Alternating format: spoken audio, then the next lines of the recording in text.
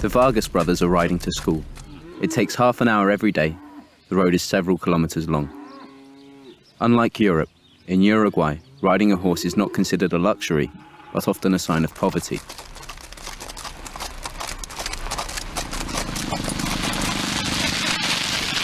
Their classmates are faster. They have bicycles. 15 children of all ages attend this small elementary school in the countryside.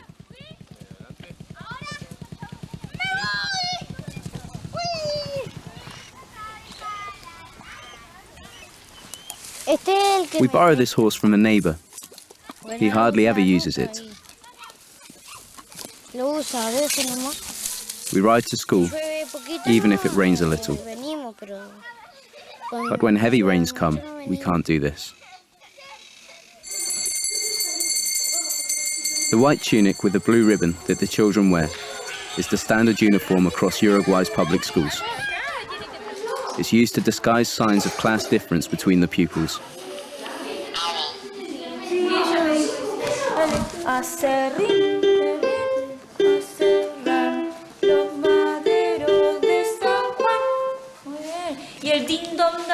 To allow children equal access to information, Uruguay has a special program.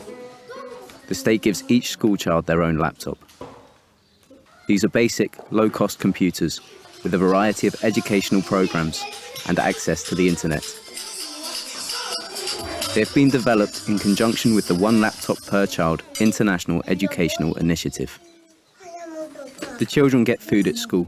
This is paid for by the state and works as an added motivation for attending. The illiteracy rate in Uruguay is the lowest in South America. Education is compulsory nationwide until the age of 12, with preschool beginning at the age of 4. The government has declared education for all.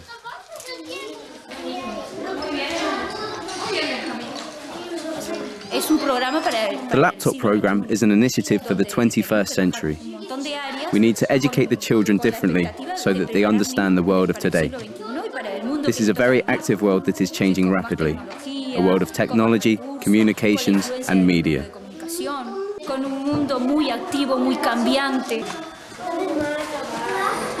With the laptop, you can also take photographs. 7-year-old Erica has developed a special talent. As homework, she has made a family portrait, which includes her many brothers and sisters. My mother doesn't want any more children, but she gets more and more. I don't know why.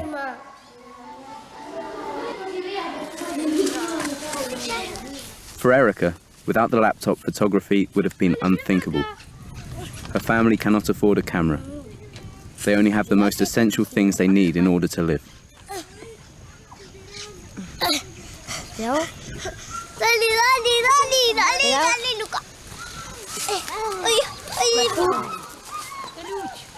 After school, the children return home with their laptop in their backpack. It's a modern intruder in a world where technological progress is otherwise far behind.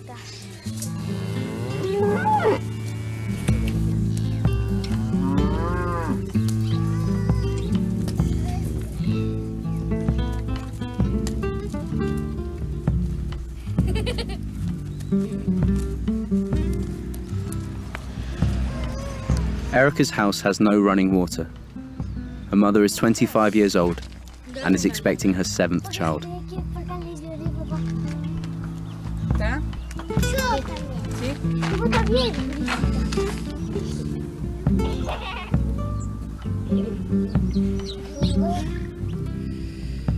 Her father is a casual worker.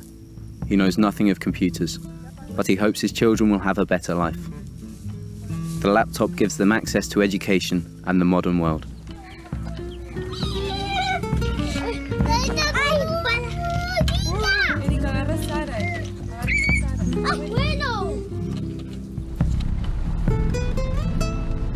Uruguay is sparsely populated. 3.5 million people live in an area twice the size of Austria. It's a country characterized by agriculture and cattle breeding.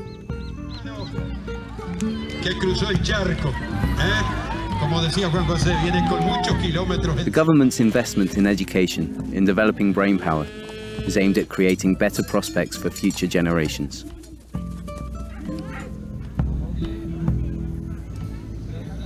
Until the 1950s, Uruguay was a country of immigration for Europeans who had fled war, persecution, and famine. At that time, this small country on the Rio de la Plata had an advanced welfare state. 3 years ago, school laptops were first introduced into the country. And only in the last phase were they introduced into the capital Montevideo, where 1.5 million people live, almost half the population. Julieta Rudich grew up here before her family emigrated to Europe in 1973.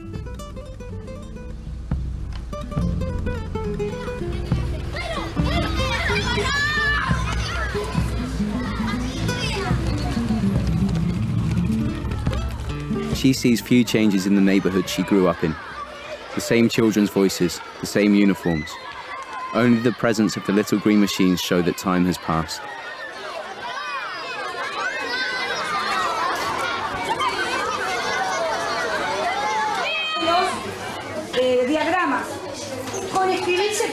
The class are being taught about José Pedro Varela, the Uruguayan school reformer. The teacher tells the children to appreciate how free compulsory education has been around since the 19th century, and how religion is not taught in state schools here. Secularism is highly favored in Uruguay. José Pedro Varela once said, "Just like the sunlight, education must reach everyone."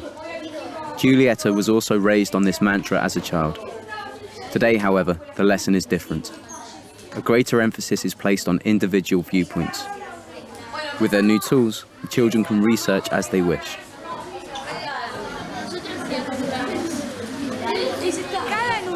Every student interprets lessons in his or her own way.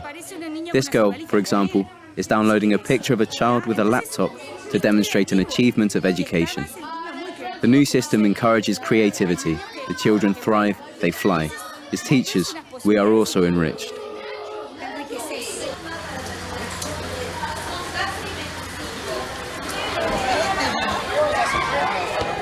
Thanks to Facebook, Julieta has tracked down her former classmates and teachers. Every third person in Julieta's class emigrated after the military coup, or because of the economic crisis. Gabriela has flown in from Ohio to attend this reunion. Gustavo from Buenos Aires, and Julieta from Vienna. These classmates were 11 years old when they last saw each other, but the trauma of the dictatorship still connects them. Teachers like Elsa Quijano, who taught them to think critically, were punished and removed from the school system. The opposition was brutally struck down, and because of this, the quality of education suffered tremendously. At the time, we collected money to buy food for children of political prisoners. Food for kids. Then I was suspended from the school. The government forbade me to continue teaching. I still have the judgment in black and white. It states, "The dismissal stands because she has collected food for children whose parents are in prison because of subversion."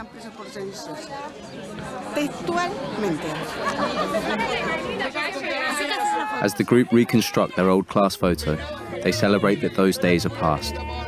They agree, today things are getting better in Uruguay.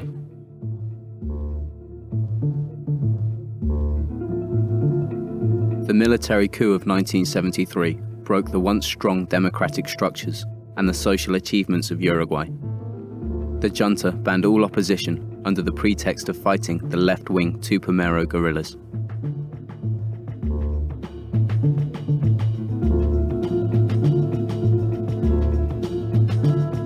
The murder and torture of political prisoners was common. As a result, a lot of people fled the country. When the dictatorship ended in the 1980s, hundreds of thousands more left because of economic misery. The last great wave of immigration was in 2002, when the bankruptcy of Argentina sent Uruguay into a financial abyss. 6 years ago, a major political change came when, for the first time, a socialist was elected president. His name was Vazquez, and he was an oncologist by profession. "A specialist in fatal illness is ideal for a dying country," he once said ironically. Many of the social reforms Vazquez declared are now a reality. The widespread distribution of school laptops was also his decision. The then President Vazquez was a cancer doctor by profession and was accustomed to making risky decisions that another head of state would not have made. The fear of failure means that politicians often shy away from innovative school projects.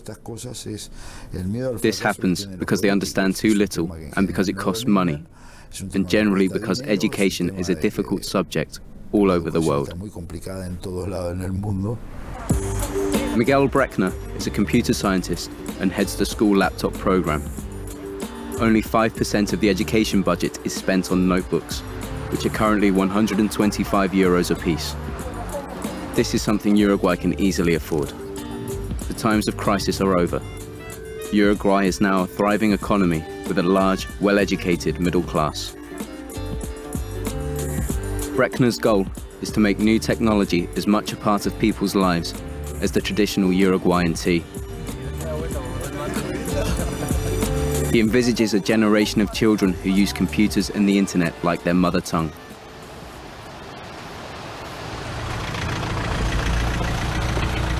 In software development, Uruguay is now #1 in Latin America.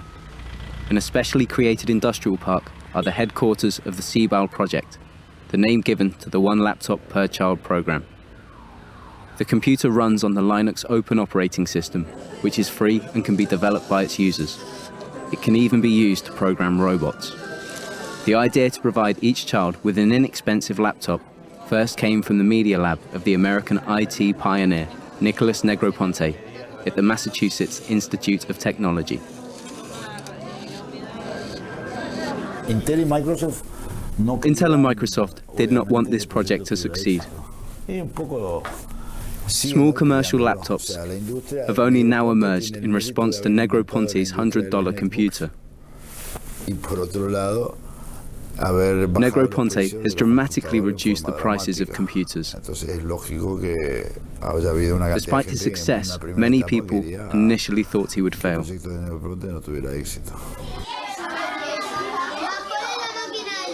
There were also opponents of the educational computer program. The teachers and the school board were in disagreement, but eventually the president of the board implemented the laptops against their will. Many teachers still do not know how they can use the laptop for teaching. They feel left out and overwhelmed, and many end up asking their students for help. Which of these games is for learning? Here. These are learning tools. Here, miss. You see how someone can use the program? There's a whole page. The problem is that there is no training course for teachers using laptops in the classroom. It would be a useful tool if someone taught us how to use them in the classroom. It's a pity. We should stand in front of the board, and the teachers should sit at the back if they want to learn from us.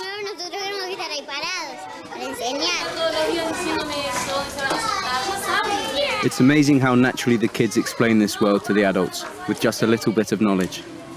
The new generation of digitally savvy Uruguayans is already here, to the discomfort of some parents.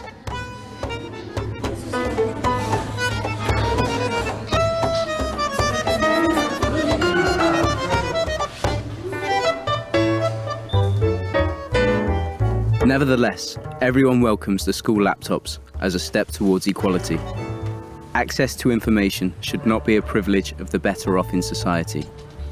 But in Uruguay, the ubiquity of the computer has advantages and disadvantages. With so many computers at home, the children lose their communication skills. They communicate only through screens, and when they stand face to face, they do not greet each other. They have communication problems. I feel more at ease talking through the computer rather than saying something face to face. I don't know why.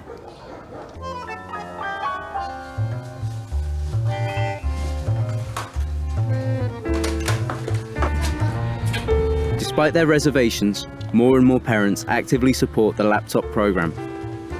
They have formed a club, organized workshops, and developed educational software and creative experiments. This bike-driven generator was developed jointly by parents and students and was made from recycled material as an environmentally friendly charger for the laptop, a toy to promote environmental awareness.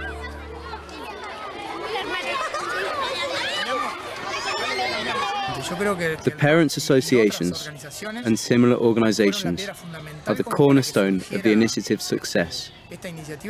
In other countries, they have tried the same laptop program, but failed to implement it properly. It works here because each of us contributes something. I would advise other countries to benefit from our know-how, to consult us and report on our experiences.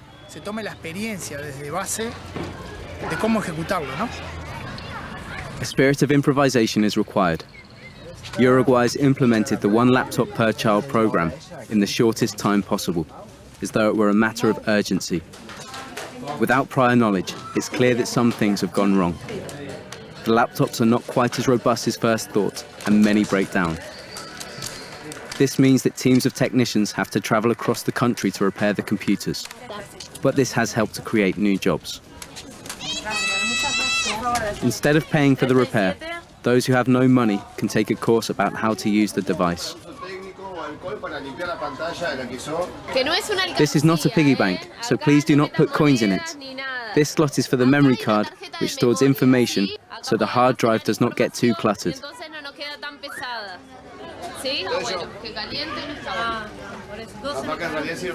Through the children, the parents, who are often very poor, also come to train. The laptop also allows them to access more information. Many adults are now getting what was denied them in childhood. Rosario Bayón has recently attended a state-sponsored literacy course.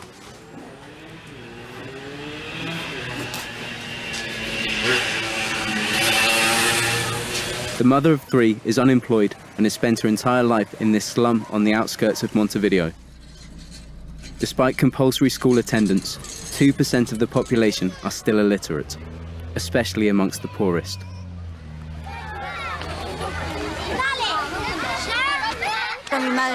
My mother did not send me to school. I have not learned to read and write. Why? The school was free at the time. My mother just didn't want me to go, and neither did I. But later, I suffered because I could not help my kids with their homework. Now, after a literacy course, I can read a bit, and I'm attached to the laptop. With this computer, there are many things I can learn, especially when my daughter helps me. In their spare time, the children are looking for places near to school or where they live, where they can have free internet access for their laptops, learning anywhere and at any time. The digital divide between rich and poor, between developed and developing, is slowly closing. But skepticism remains. It takes more than the mere distribution of laptops to get a grip on poverty, unemployment, and drug addiction, say many in the slums. The school director Rosario Martinez tries to explain the advantages of the computer to a skeptical father. The child has to go to school in order to connect to the internet. If this is not done regularly, the laptop is blocked.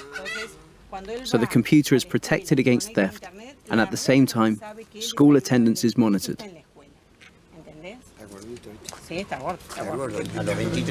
When I was 23, I had 12 or 13 years in prison behind me. I grew up in juvenile institutions and prisons. I've seen people being murdered, and I've killed people myself. Eventually, I got shot near here. I don't want to know anything about the computers. The whole day, the kids sit between the computer and the TV, and they understand nothing. A child who can barely read or write will become at worst a small-scale murderer. But it's the one who is intelligent and knows something about computers and technology that throws bombs. A stupid person does not throw bombs because he is scared and has no idea about them. He is cautious, modest, and quiet. In Uruguay, have you ever heard of a child coming into school with a gun and killing 10 other children and teachers? This happens in the US or in Japan. Hopelessness, domestic violence, crime. Years without proper social policies still shape life in the slums, particularly for families with many children. Here, the schools try to compensate for these problems, but many children have trouble concentrating.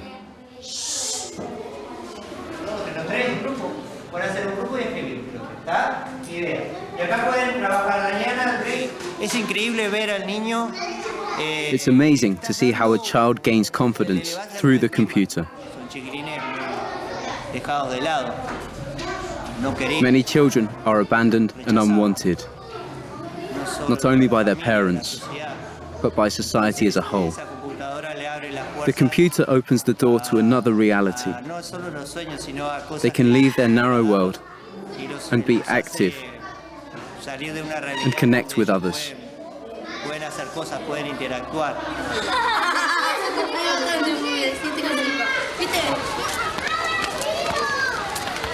In this environment, only a few make it to high school or go on to do apprenticeships. University students want to give disadvantaged children education free of charge. Uruguay's president supports this new initiative.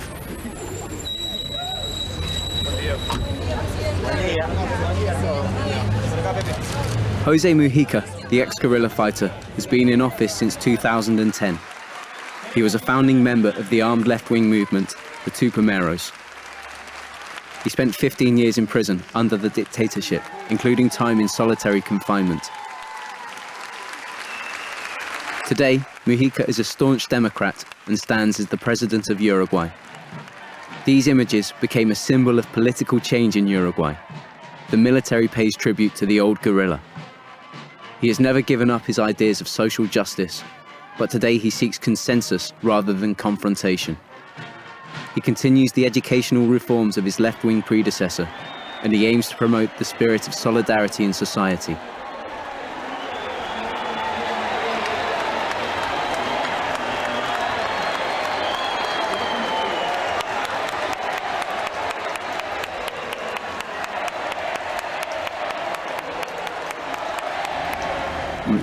The human brain. The most beautiful and complicated creation in biology. Contains two conflicting attributes that are necessary for life. On the one hand, there is selfishness. Because life is a struggle, it is necessary to save your own skin and protect loved ones. This is imprinted into you, whether you like it or not.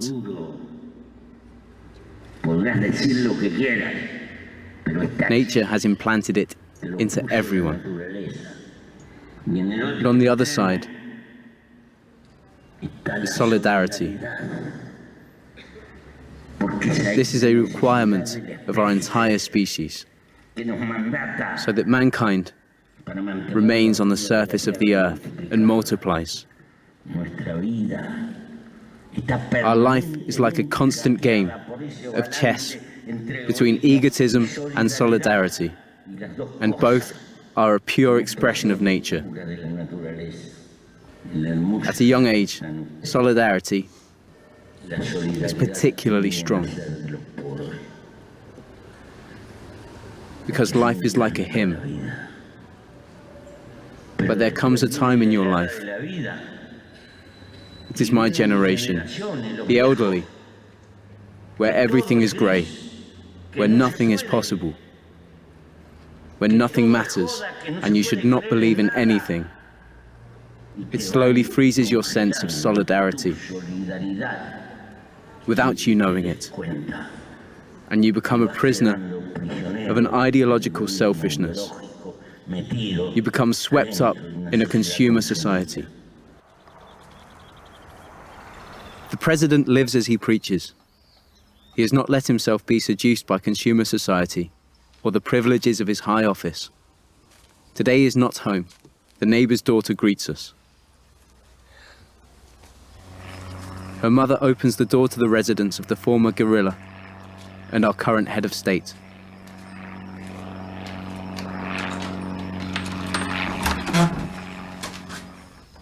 A lot has been said about this small house in the international press.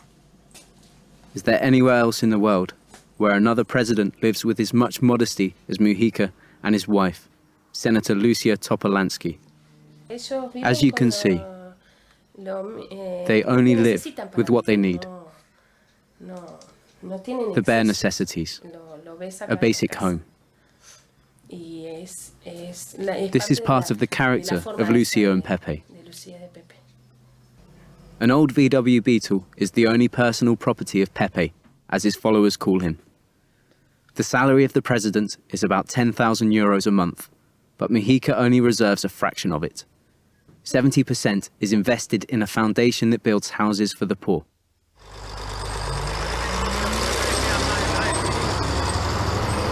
Jose Mujica agrees to an interview in his office in downtown Montevideo. So what does the president think of the school laptop program? There is no machine that changed the world, but it helps. Each development brings a certain euphoria at the beginning, a kind of fanaticism. But I believe that this instrument can be a big help.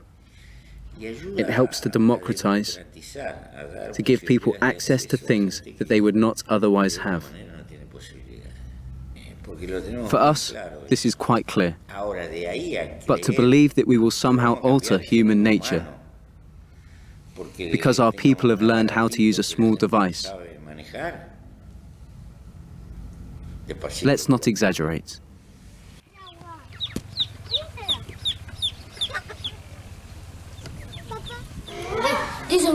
Many say that I am very elegant and will be a model. And what do you want to be when you grow up? Do you have an idea? A photographer.